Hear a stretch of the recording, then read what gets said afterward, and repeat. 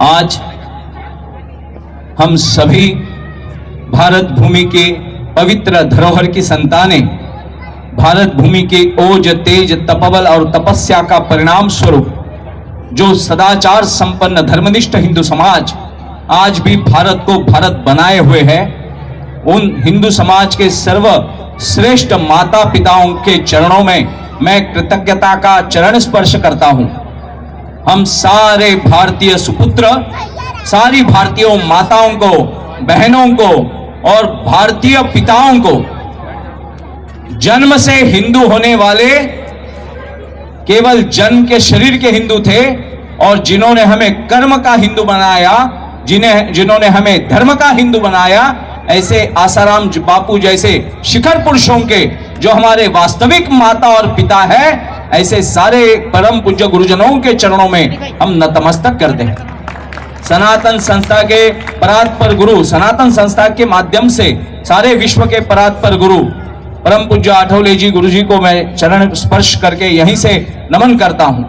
मैं सारे उन संतों को, महंतों को, महात्माओं को जिन्होंने हमारी दिव्य परंपरा, हमारी दैवी संस्कृति और सभ्यता, हमारे राष्ट्र को जीवंत रखा।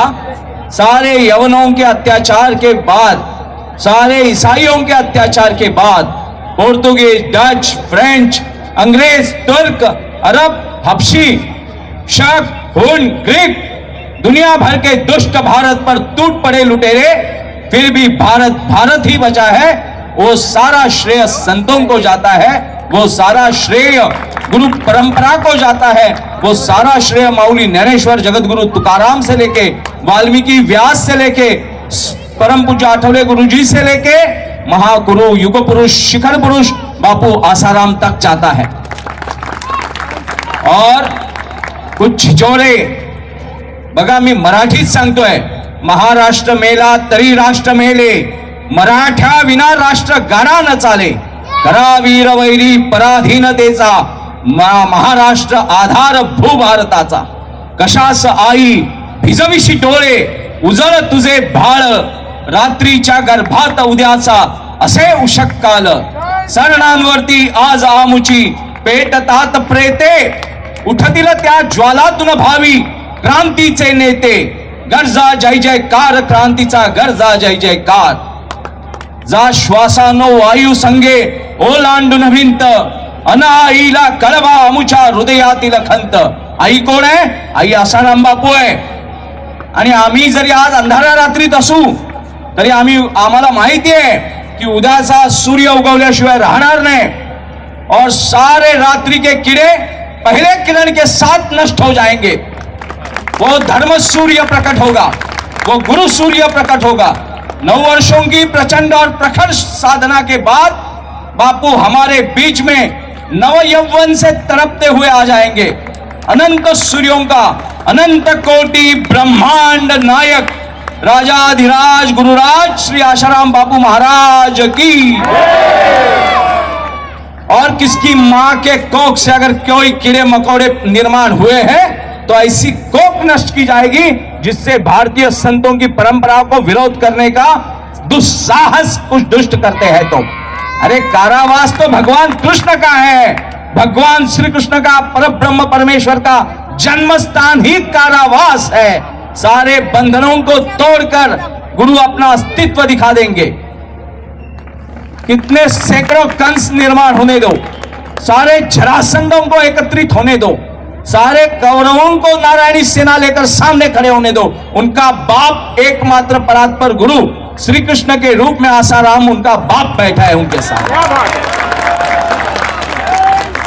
अरे कल आपको एक घर में कोई डकैत घुसे और वो डकैत आपकी मां के ऊपर बलात्कार करने लगे तो क्या आपकी मां को आप कहेंगे क्या ध्वनि प्रदूषण मत करना, जो भी है वो शांतता से करना? कोई डकैत आपके घर में घुसकर कहे कि अरे तुझे क्या बताऊं बेटा, तेरी मां तो कलंकित है, तेरा बाप नहीं, मैं तेरा बाप हूं, तो क्या दुष्टों अपनी डकैत के कहने पर अपनी मां का गला रेंग दोगे?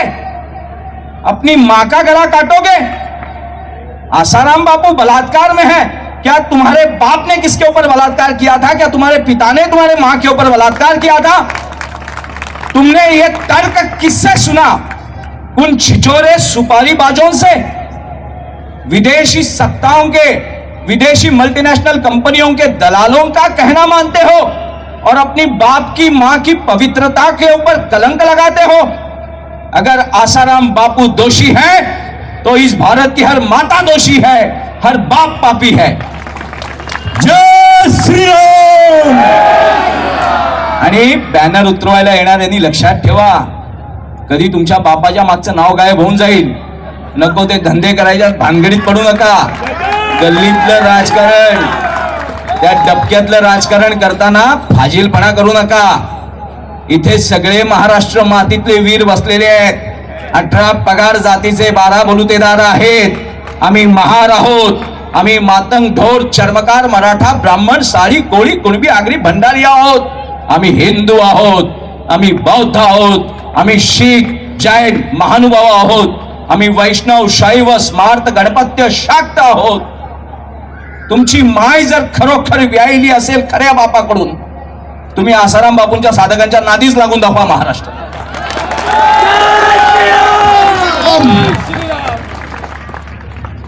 ये देखो मुल्क मराठों का, यहाँ शिवाजी डोला था.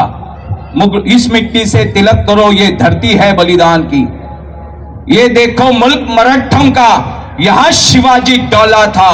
मुगलों की ताकत को जिसने तलवारों पे तोला था.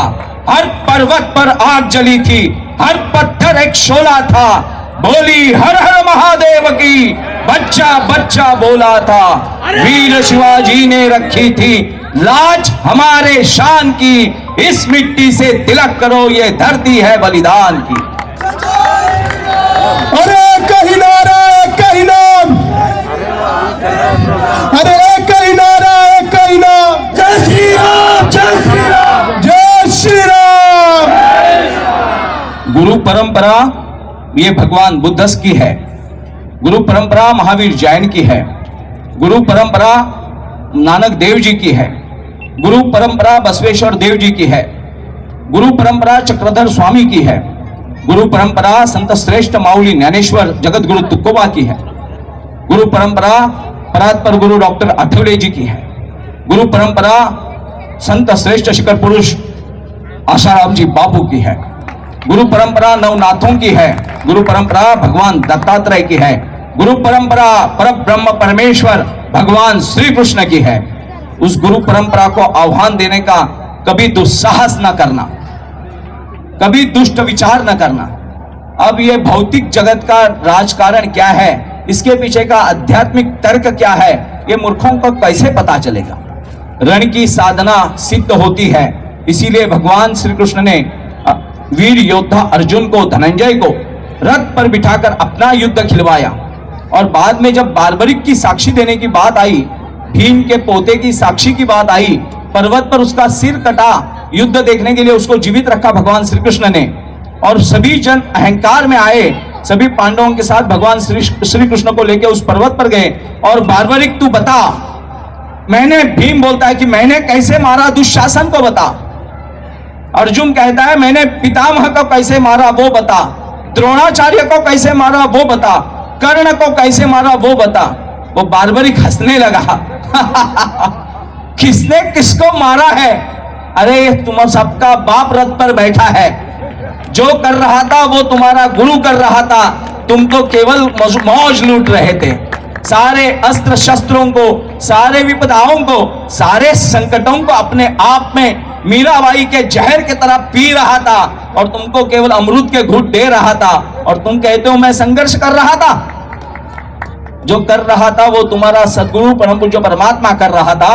और उसी परमात्मा की सारी कलयुग के तेजस्वी रूप है ये गुरु परंपरा के महापुरुष आसाराम जी बापू. मैं आसाराम बापू जी का दीक्षित नहीं हूं. मैं कभी प्रत्यक्ष रूप से उनको नहीं मिला, मगर मैंने ऋषि प्रसाद पढ़कर, मैंने सारे साधक आश्रम वासियों को पढ़ा है.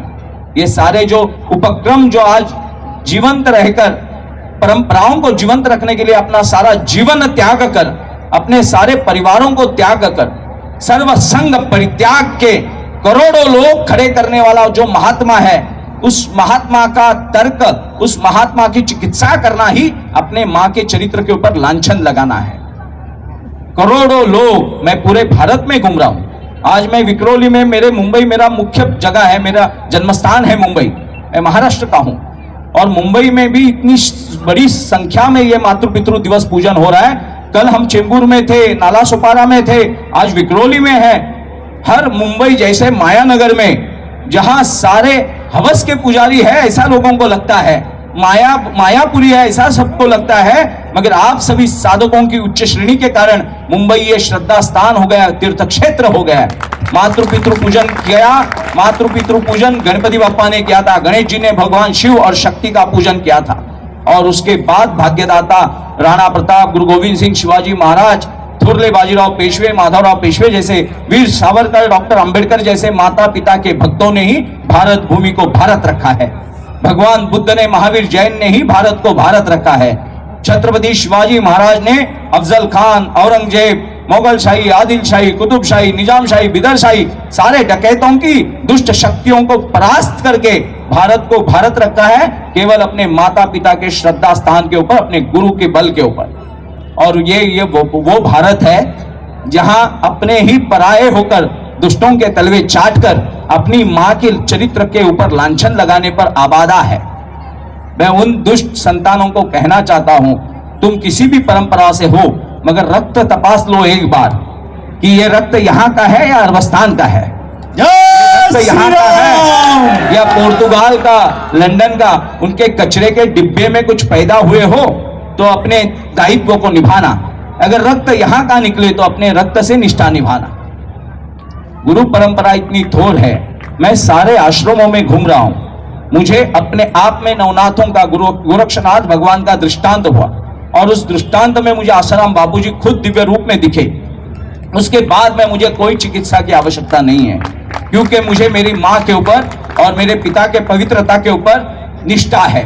मुझे विश्वास नहीं है, मुझे मालूम है, मुझे पता है मेरी मां पवित्र है, मेरे पिता वही पवित्र है। कभी आपने पिता के बारे में पहचान करते समय योगी अरविंद का एक मैं किस्सा बताता हूं आपको, आप सभी साधकों को उदाहरण देने के लिए बहुत अच्छा किस्सा है। योगी अरविंद यूरोप में एक बार पत्रकार परिषद ले रहे थे, प्रेस वार्ता ले रहे थे। उस प्रेस वार्ता में किसी पत्रकार ने, छदमी पत्रकार ने, शोधकर्ता पत्रकार नहीं, बिकाऊ पत्रकार, पेड मीडिया, दूसरों को तलवे चाटने वाले, सभ्यता और संस्कृति को बदनाम करने वाले दुष्टों का मीडिया। अगर शोधी पत्रकारिता है तो उनका हम सम्मान करते हैं, हम शोधी पत्रकारिता का सम्मान करते हैं, उसके अस्तित्व के लिए हम लड़ेंगे। वो शोधी पत्रकारिता भारत के लिए आवश्यक है, पूरे विश्व के लिए आवश्यक है। ये योगी अरविंद जी की पत्रकार परिषद चालू थी और उसी में एक छदमी पत्रकार ने पूछा कि योगी अरविंद जी, सही में आप मानते हैं क्या भगवान है? मानते हैं क्या? मानते हैं क्या भगवान है? क्या आपको विश्वास है भगवान है? विश्वास है क्या भगवान है?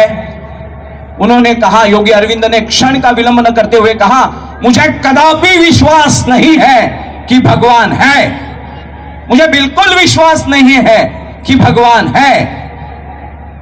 सब अपने ओर देखकर, एक दूसरे के ओर देखकर छदमी हंसने लगे। देखा कैसे हमने इनका ढोंग उजागर कर दिया। और कुछ क्षणों के बाद एक ओज तेज तपबल की तपस्या के चलते उनके मुखमंडल पे एक स्मित हास्य उमटा और उन्होंने उसी पत्रकार परिषद में कहा, मुझे बिल्कुल विश्वास नहीं है कि भगवान है, क्योंकि मुझे पता है भगवान है।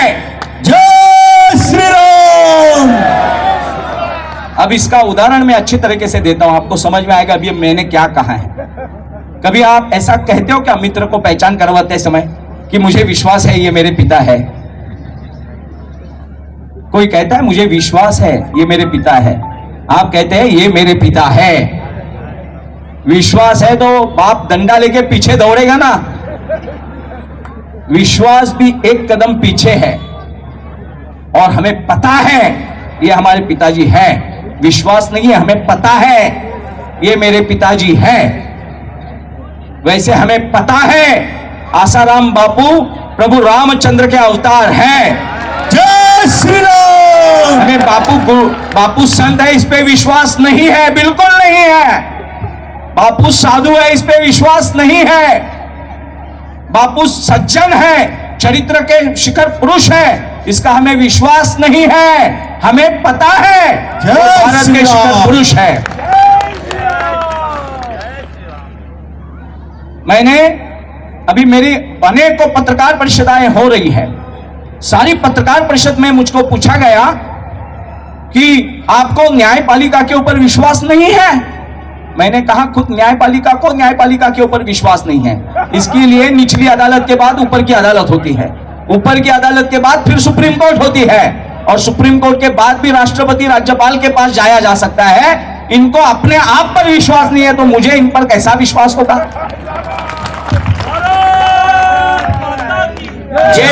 ये सत्य है, क्योंकि न्यायालयों के स्तर है और लाखों केसेस भारत के निचली अदालत में भ्रष्टाचार के चलते, चरित्रहीनता के चलते, मीडिया ट्रायल के चलते, पत्रकारिता के दबाव में चलते, राजनीति के दबाव में चलते निचली अदालतों ने कई सज्जनों को सजाएं दी है, और बाद में 10 साल के बाद, 15 साल के बाद ऊपरी न्यायालय में निर्दोष हुए हैं।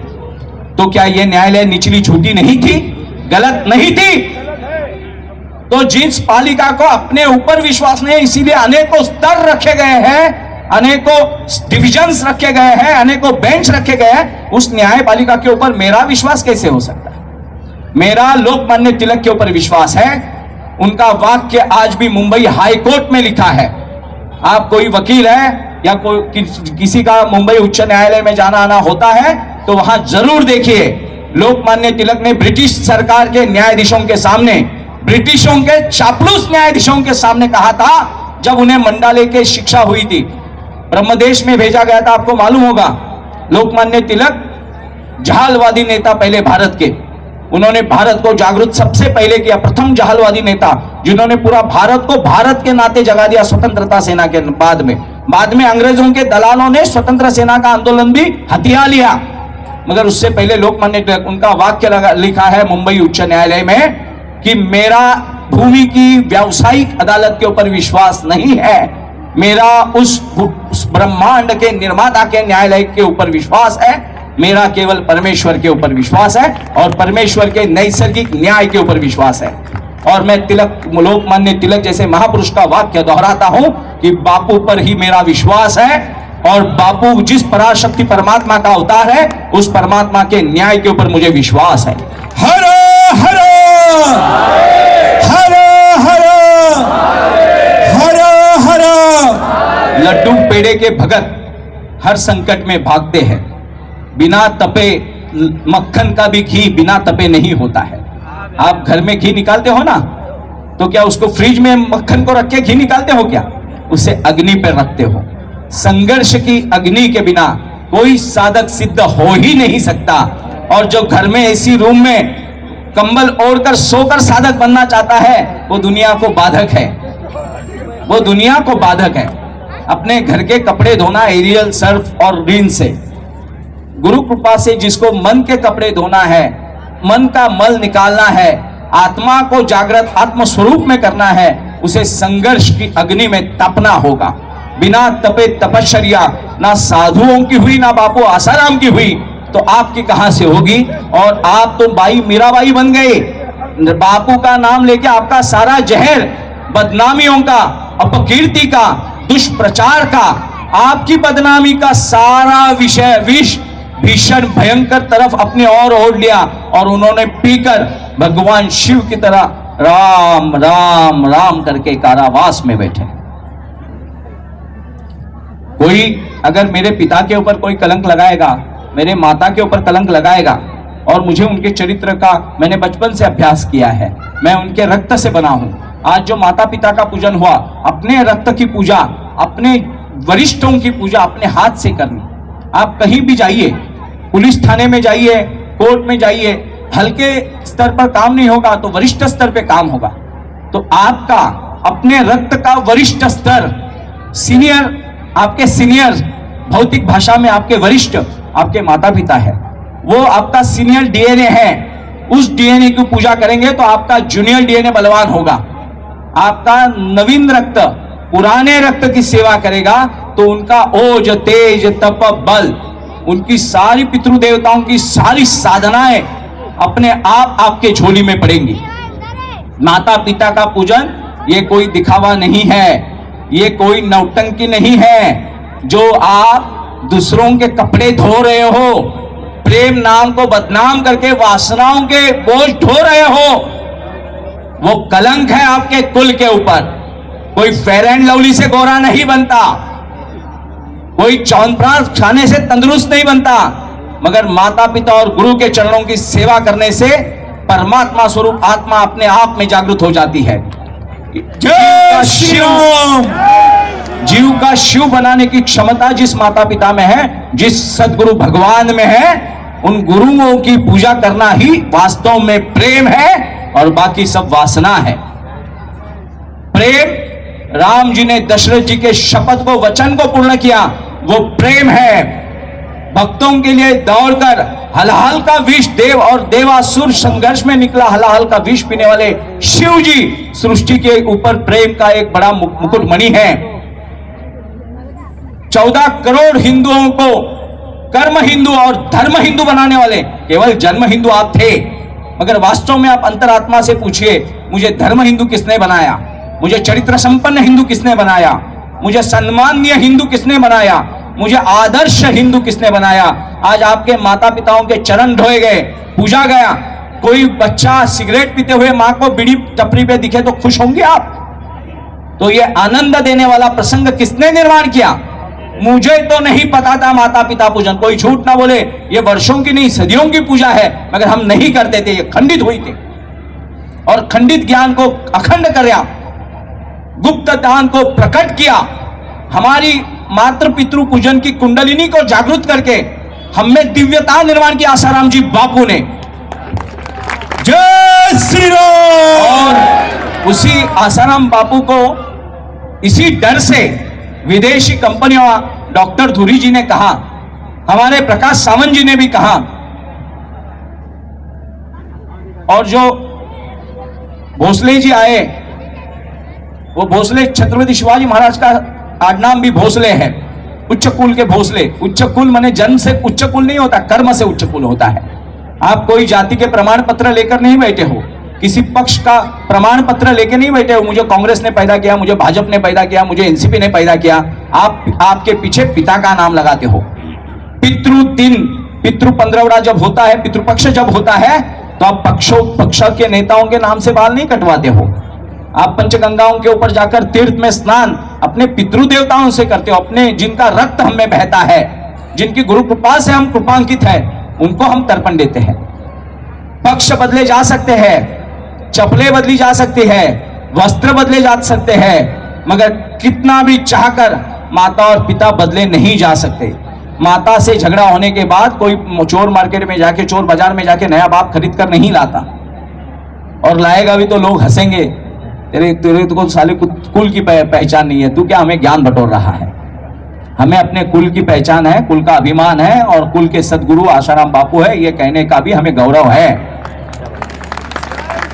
कोई छिचोरे लोग आपके घर में घुस के आपके कुल की मर्यादा को भंग करे तो आप मार मिटने पर आबाद हो जाते हो। और आपकी गुरु परंपरा को कोई मल्टीनेशनल कंपनियां, जिनकी ब्लड प्रेशर की दवाइयां, जिनके शुगर मधुमेह की दवाइयां, जिनके वासनाओं के प्रोडक्ट, जहां भारत दुनिया की सबसे बड़ी बाजार पेट है, भारत दुनिया की सबसे बड़ी बाजार है, यहाँ बहुत सारे खरीदार हैं, इसीलिए नए नए प्रोडक्ट यहाँ लाए जाते हैं वासनाओं के। नवरात्रि को बदनाम करने के लिए कॉन्डम की खपत ज्यादा हुई, ऐसे नीच वार्ता टीवी चैनलों पे दिखाई जाती है, और हमारे घर की हर देवी को कलंकित किया जाता है, हमारी माँ को कलंकित किया जाता है, हमारी बहन को कलंकित किया जाता है। पति और पत्नी भारत में शिव और शक्ति है, स्त्री और पुरुष नहीं है। पत्नी उस शक्ति का नाम है जो पुरुष को अपने पतन से रक्षा करती है। पुरुष को पतन से बचाने वाली शक्ति का नाम पत्नी है। वासना का नाम पत्नी नहीं है, साधना का नाम पत्नी है। क्षण की पत्नी अनंत की माता है। बिस्तर से उठते उठते ही वो हमारी मां बन जाती है। ये भारत भूमि है। पर स्त्री को तो हम वासना की तरफ से देखते ही भी नहीं, हम उन्हें माताजी करके आवाज देते हैं। मैंने आश्रम वासियों की सहजता देखी, सरलता देखी, सभ्यता देखी। बाहर रहने वाले साधक भी और आश्रमवासी भी एक ही स्वरूप में ढल गए हैं। वो ना बाहर का खाते हैं, ना रास्ते पे चौपाटी पे खड़े रह के अपनी जीभ की वासना को मिटाने का मूर्ख प्रयास करते हैं, ना वस्त्रों से अपने अपने आप को चमकाने का प्रयास करते हैं। वो तो हरिओम हरिओम हरिओम बोल के आत्मा को परमात्मा में जागृत करने का प्रयास करते हैं निरंतर, अखंड। ऐसे साधकों के महागुरु जिसने 14 करोड़ परिवार जन्म से हिंदू थे, उन्हें धर्म से हिंदू किया, उनको कर्म से हिंदू किया, निष्काम कर्म भाव में जागृत किया, जिनका अहंकार नष्ट करके उनको निर्विकार निराकार परमात्मा के दर्शन करवाने का प्रयास किया, उस महापुरुष के ऊपर, चरित्र के ऊपर लांछन लगाना यह भारत के ऊपर हुआ बहुत भयंकर भीषण छल है। अरे अंग्रेजी स्कूलों में हरियाणा के रामचरित मानस को जोक की तरह दिखाया जाता है। माता सीता नाच रही है, रावण के गोदी में जाकर बैठ रही है और हम है करके हिजड़ों जैसे हंसते हैं।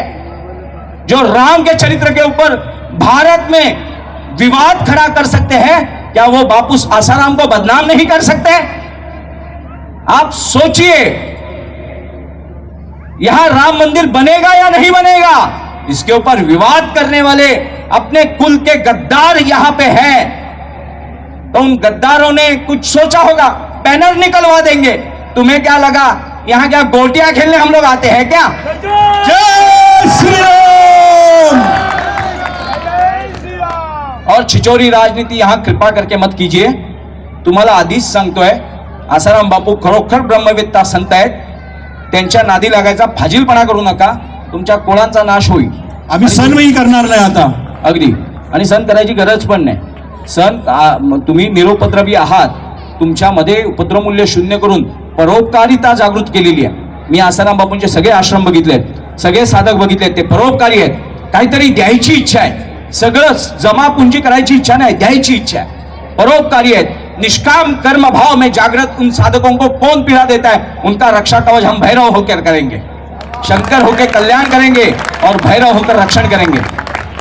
छत्रपति शिवाजी महाराज की जो बड़ी बहू है, बड़ी मतलब 2 क्रमांक के सुपुत्र थे, तीर्थ स्वरूप राजाराम जी महाराज, छत्रपति राजाराम महाराज की पत्नी, जिन्होंने संभाजी राजे छत्रपति धर्मवीर परम पूज्य तीर्थ रूप धर्मवीर संभाजी महाराज का बलिदान होने के बाद स्वराज्य की कमान, इस परम पवित्र भगवे ध्वज की कमान जिन्होंने संभाली और कहा कि थोरले पिताश्री का आज्ञा है कि काशी विश्वनाथ को मुक्त करवाना है, काशी मथुरा अयोध्या मुक्त करवाकर सारे भारत को हिंदू राष्ट्र बनाना है। उसकी मैं पिताजी की शपथ लेती हूँ। पिताजी बने कौन? छत्रपति शिवाजी महाराज। उनकी मैं शपथ, उनके चरणों की, उनके जोड़े की, उनके जोड़े रखे गए और उन जोड़ों के ऊपर उन्होंने अपना मस्तक रखे, अपने माथे का कुमकुम उनको लगाया और बोले पिताजी आप निश्चिंत हो जाइए, इस भगवान राम के, कृष्ण के, ये अर्जुन के रथ पे भगवान कृष्ण ने जिस ध्वज को लगाया, आसाराम बापू ने जिस गुरुकुल के भगवे ध्वज को लिया, अपना कोई ध्वज नहीं निर्माण किया इन पार्टियों की तरह, उन्होंने भगवान काशी विश्वनाथ का ध्वज लिया है। देखिए, किसी पार्टी का ध्वज नहीं है, ये रघुकुल रीत सदा चली आए, प्राण जाए पर वचन न जाए, वो वचन न जाने वाले संतों का ध्वज है भगवा। और छत्रपति शिवाजी महाराज की जो बड़ी राजाराम महाराज की पत्नी थी बहू, उनका नाम था तारा रानी। और आज हमारे बीच में विक्रोली में हमारी एक बहन है जिनका भी नाम है तारा रानी, और तारा रानी ने इस धर्म की ध्वजा को अपने हाथ में लिया है और उनके संताजी धनाजी बनकर हम लड़ेंगे और मुगलों से, यवनों से, म्लेच्छों से, इन पादरियों से हम निपटेंगे। और जय श्री राम।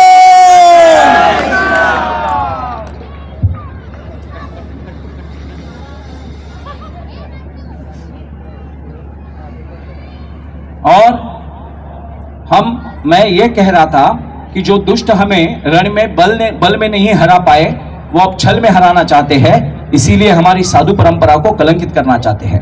इन्होंने देखा कि ये सारे एक के बाद एक महारथी निर्माण होते हैं, इनका रहस्य क्या है। लॉर्ड मैकेलो नाम के एक शिक्षा अधिकारी को यहां भेजा गया। डॉक्टर दुरी बरोर है ना, लॉर्ड मैकेलो को भेजा गया और उससे कहा कि हमने 150 देश, उस समय कहा जाता था कि अंग्रेजों का सूरज नहीं ढलता है, अंग्रेजी सत्ता का सूरज ही नहीं ढलता था। छल से बल से उन्होंने सारे विश्व के कई गरीब देशों के ऊपर सज्जन मानवीय संस्कृति सभ्यताओं को नष्ट कर अपना राज्य किया था। दुष्ट राज्य, असुरी राज्य, वासनाओं का राज्य, लूटपाट का राज्य, अध्यात्म का राज्य नहीं। जो बापू आपके हृदय के ऊपर करते हैं, वो कारावास में होने के बाद भी आप प्राण न्यौछावर करने के लिए यहां पर बैठे हैं, अपने कुल की, अपने मुल्क की, अपने धर्म की पूजा कर रहे हैं। कोई आपको नगर सेवक, आमदार, खासदार नहीं बनाने वाला, मगर आपको परमात्मा स्वरूप, आत्मा स्वरूप में जागृत करने की क्षमता जिसमें है, उसके पूजन में आप बैठे हैं। यह है धर्म भक्ति, कोई स्वार्थ भक्ति नहीं, अध्यात्म भक्ति। लॉर्ड मैकेलो को भेजा गया और कहा गया कि जरा देखना, सारे विश्व में हमारा परचम लहराता है, मगर एकमात्र भारत ऐसा है जहां हम आज तक पूर्ण सत्ता नहीं ला पाए।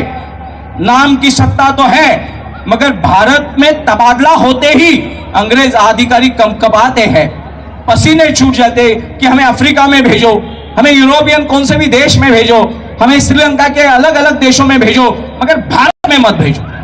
भारत मने अग्निकुंड, भारत मने यज्ञ कुंड, भारत मने तपश्चर्या साधना, तपते उगते सूर्य का देश भारत। भा मने अनंत सूर्यों की निर्मिति का जो मूल आधार है वो तेज भा। भास्कर, भारत भास्कर जहां रत रहना चाहता है, अनंत ब्रह्मांड जिसके हृदय में है, वो खुद इस तपोभूमि में रहना चाहता है, रत होना चाहता है। उस तपस्थली को, जहां भगवान खुद रत होना चाहते हैं, उस तपस्थली को कहते हैं भारत।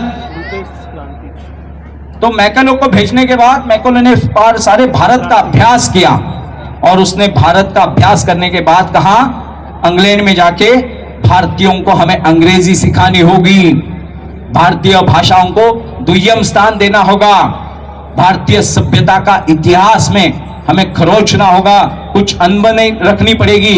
और भारत की मुख्य आधारशिला है उनकी गुरु परंपरा। उस गुरु परंपरा और गुरुकुलों को नष्ट करना होगा, तभी हम भारत को पूर्ण पराधीन कर पाएंगे। और उसके बाद अंग्रेजी शासन ने अंग्रेजी भारत में सिखाना शुरू कर दिया, भारतीय मातृभाषाओं को नीचा दिखाना शुरू कर दिया। उच्चतम भारतीय सभ्यता और संस्कृति का इतिहास लिखते समय छद्मी शब्दों का प्रयोग किया, अर्थ और अनर्थ लगाकर हमारे मन में द्विधा निर्माण की। कुछ चापलूसों को, भारतीय रक्त के चापलूसों को, कुछ भारतीय रक्त के दुष्टों को, देश घरभेदियों को निर्माण किया और उन्होंने अपनी ही सभ्यता के ऊपर प्रश्न चिन्ह खड़े करना शुरू कर दिया। और प्रथम शुरुआत क्या की, गुरुकुल बंद करवा दो, गुरु परंपरा को कलंकित कर दो। अगर ये गुरुओं से टूट गए तो समझो हम भारत जीत पाए। और इन गुरुओं को हमें रण में हम कितने भी लड़ेंगे, इनके पीछे की जो आध्यात्मिक शक्ति है, ये रण में मरने को स्वर्ग में जाना कहते हैं। भारत देश के लिए लड़ना ये धर्म कार्य समझते हैं। इनके घोषणा भी हर हर महादेव है, एक लिंग जी की जय, जय माता दी, जय भवानी, ऐसी घोषणाएं हैं। तो ये इनका मंत्र है और इनके गुरु परंपरा से आया मंत्र है। तो ये युद्ध में 10 हो तो हजारों को भारी पड़ते हैं, क्योंकि ये आत्म स्वरूप में जागृत होकर लड़ते हैं। तो इनकी मुख्य धारा है, मुख्य आधारशिला है गुरु परंपरा। और वो लॉर्ड मैकेलो ने जो कहा था गुरु परंपराओं को कलंकित करो, वो भारत स्वतंत्र, नाम के लिए स्वतंत्र होने के बाद भी अंग्रेजों के चापलूसों ने वही काम किया, छल का। जो हमें बल से बांट ना पाए, जो हमें बल से मिटा ना पाए, जो हमें बलपूर्वक झुका ना पाए, वो हमें छल से मिटाना चाहते हैं। और उस छल का मुख्य अंग है संतों की अपकीर्ति करना, संतों की बदनामी करना। और उस छल में आप और हम आए, वही हमारा सर्वनाश है। और उस छल में हम ना फंसे, वही हमारा यश है, कीर्ति है, विजय है। जय श्री राम। तो जब भी हम प्रयास करें कि साधक तो सिद्ध है, मैं आपके सामने ज्ञान बटोरने का मूर्खता नहीं करूंगा। ये जो मेरे वचन है, ये मेरे वचन नहीं है। मैं जिस गुरु परंपरा के व्यासपीठ के ऊपर बैठता हूं, उन महान संतों के ये वचन अपने आप में मेरे मन में स्फुरण आते हैं। और मैं केवल साक्षी भाव में आपका टीवी बनकर बैठा हूं। कृपा तो इनकी बरसती है, इनका स्मरण गुरु शब्द लेते ही ज्ञान की धरोहर बहती है। सारे शब्द गुरुओं के हैं, सारा भाव गुरुओं का है, केवल नमस्कार मेरा है, चरण स्पर्श मेरा है। तो हम अकर्म कर्म में जागृत हो, कर्म हमारा कर्म हो। कर्मण्येवाधिकारस्य मा फलेषु कदाचन। और यदा यदा ही धर्मस्य ग्लानिर्भवति भारत अभ्युत्थानम धर्मस्य तदात्मानं सृजाम्यहम् परित्राणाय साधूनां विनाशाय च दुष्टताम धर्म संस्थापनार्थाय संभवामि युगे युगे। मैंने कल की सभा में कहा था कि भगवान श्री कृष्ण ने अर्जुन की मूर्छा, अर्जुन के भ्रम को निकालने के लिए ज्ञान चक्षु जागृत करके विराट स्वरूप दिखाया है, और कर्म स्वरूप का विराट स्वरूप दिखाने वाले आज के कलयुग के भगवान श्री कृष्ण आसाराम जी बापू है। उन्होंने 500 के आसपास आश्रम साधकों के लिए निर्माण किए, सैकड़ों एकड़ जमीनें लेकर नैसर्गिक खेती की, भारतीय पद्धति की खेती कर ऐसे गौचर बनाए, ऐसे पंचकव्य के साबुन बनाए, ऐसे गोमूत्र अर्क आंवला अर्क बनाए, जिससे हम मधुमेह मुक्त हुए, ब्लड प्रेशर मुक्त हुए, आंतड़ों के कैंसर ठीक हो गए, किडनी फेल, हृदय के ब्लॉकेज निकल गए, स्किन डिसीज निकल गए, कितनी सारी बीमारियों के सफलतापूर्वक उपाय दिए, योगासन सिखाए। मैं तो बाबा रामदेव को अच्छी तरह से जानता हूं, मानता भी हूं, मगर मुझे किसी ने योगासन पुस्तकों से पहले 80, 85, 90 तक किससे ज्ञात थे, तो वो बापू थे। तो जो सत्य है वो सत्य है। बापू ने राजाश्रय की भीख मांगी नहीं, इसीलिए बापू कारावास में है, और सारे राजनेता उनके वचन, आश्वासन और जिनका आशीर्वाद मांगते थे वो भी बापू ही है। हमने सारे महानायकों को उनके चरणों में बैठे देखा है, तो हमें किसी की प्रमाण पत्र की आवश्यकता नहीं है। अब मैं जाते जाते यही कहता हूं कि राम रहीम गुरमीत बाबा जी बाहर आ गए, क्योंकि पंजाब की राजनीति के ऊपर उनका दबदबा है। बापू ने तो राजनीति की ही नहीं, केवल धर्मनीति की, मगर हम साधकों का दायित्व है अपने अपने सारे राजनेताओं को यह अस्तित्व दिखा दे कि आप बापू के लिए दो शब्द नहीं बोलेंगे, समर्थन सार्थक नहीं करेंगे, तो आपकी राजनीति